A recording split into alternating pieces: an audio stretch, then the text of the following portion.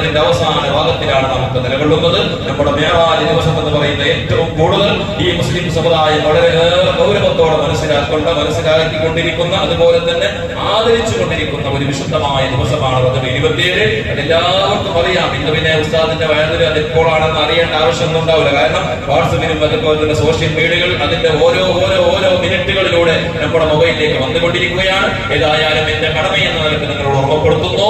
ഇൻഷാ അല്ലാഹ് അത് നമ്മുടെ തിങ്കളാഴ്ച കഴിഞ്ഞ ചൊവ്വാഴ്ച രാത്രിയാണ്, 27ാമത്തെ രാത്രി. പിറ്റേ ദിവസത്തിന്റെ നോമ്പ് അത് വളരെ പ്രധാനപ്പെട്ട ഒരു സുന്നത്താണെന്ന് പണ്ഡിത ലോകം അഭിപ്രായപ്പെട്ട കാര്യമാണ്. അതുകൊണ്ട് അതുമായി ബന്ധപ്പെട്ട ചർച്ചകളിലേക്ക്, വിവാദങ്ങളിലേക്ക് ഒന്നും ആരും കടക്കാതെ സാധിക്കുന്നവർക്ക് നോക്കണം, സാധിക്കാത്തവർ അവർക്ക് കാരണമുണ്ടെങ്കിൽ നോക്കി കുറ്റക്കാരാവുകയില്ല. പക്ഷെ അതിനെ വിമർശിക്കാൻ പലപ്പോഴും പറയാറുള്ളത് പോലെ വിമർശനങ്ങളിൽ നിന്ന് നമ്മൾ വിട്ടു നിൽക്കേണ്ടവരാണ്. ദീനിയായ കാര്യങ്ങൾ പ്രത്യേകിച്ചിട്ട് അറിവില്ലാത്ത ആളുകൾ അത്തരം വിമർശനാത്മകമായ കാര്യങ്ങൾ പറയുകയോ കേൾക്കുകയോ അവരോട് കൂടുകയോ ചെയ്യരുത്. കാരണം പണ്ഡിതന്മാർ ഇതൊക്കെ നമ്മളെക്കോളം എത്രയോ സൂക്ഷ്മശാലികളായ ഉറവുള്ള മഹാത്മാരായ പണ്ഡിതന്മാരാണ് കിതാബുകളിൽ എഴുതി വെച്ചിട്ടുള്ളത്. എന്തായാലും നമ്മളെപ്പോലെ ആയിരിക്കുമല്ലോ, നമ്മളെക്കാൾ എത്രയോ ദർജയുള്ളവരാണല്ലോ. അവരൊക്കെ സൂക്ഷ്മശാലികളാണ്. ബഹുമാനപ്പെട്ട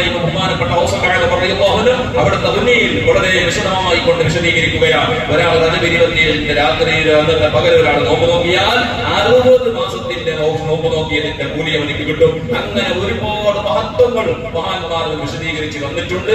അന്നത്തെ പകലുകളിലൂടെ, അന്നത്തെ രാത്രികളിലൂടെ അല്ലാഹുവിലേക്ക് പ്രത്യേകം ദുആ ചെയ്യേണ്ട സമയമാണ്. അതിനേക്കാളും പ്രധാനമായി മനസ്സിലാക്കേണ്ട ഒരു വിഷയം, അല്ലാഹു സുബ്ഹാനഹു വ തആല ഉമ്മത്തിലേക്ക് 5 വക്ത് നിസ്കാരം നിർബന്ധമാക്കിയ ദിവസമാണ്. നിസ്കാരത്തിന്റെ വാർഷികമാണ് നമ്മൾ കൊണ്ടാടുന്നത്. റജബ് 27 വളരെയേറെ പ്രധാനപ്പെട്ട ഒരു അമലാണ്. നമ്മുടേതായിരിക്കുന്ന ഇബാദത്തുകളിൽ ഏറ്റവും പ്രധാനപ്പെട്ടത് അഫ്ദലുൽ ഇബാദാത്തിൽ ബദനിയത്തി കുല്ലിഹാ അസ്സലാ എന്ന് ഫുഖഹാ നമുക്ക് പഠിപ്പിച്ചതാണ്. നമ്മുടെ ശരീരം കൊണ്ട് ചെയ്യുന്ന ഏറ്റവും പ്രധാനപ്പെട്ട ഒരു അമലാണ് നിസ്കാരം എന്നുള്ളത്. അതുകൊണ്ടാണ് അല്ലാഹു സുബ്ഹാനഹു വ തആല എല്ലാ അമലുകളെയും നോമ്പിനെ അല്ലാഹു സുബ്ഹാനഹു വ തആല ജിബ്രീൽ മുഖേനയാണ് ഉമ്മത്തിലേക്ക് പഠിപ്പിച്ചത്. അതുപോലെ തന്നെ സകാത്തിനെ മറ്റുള്ള എല്ലാ കാര്യങ്ങളും അല്ലാഹു സുബ്ഹാനഹു വ തആല ജിബ്രീൽ അലൈഹിസ്സലാത്തു വസ്സലാം മുഖേന ഉമ്മത്തിലേക്ക് പഠിപ്പിച്ച് നബി സല്ലല്ലാഹു അലൈഹി വസല്ലം വഹി മുഖേന സന്ദേശം അറിയിച്ചിട്ടുണ്ടെങ്കിൽ 5 വക്ത് നിസ്കാരത്തിന്റെ കാര്യം സാധാരണ വിഷയമല്ല, സാധാരണ പോലെയല്ലെന്ന് അല്ലാഹു തന്നെ വെളിയിക്കുകയാണ്. അല്ലാഹു സുബ്ഹാനഹു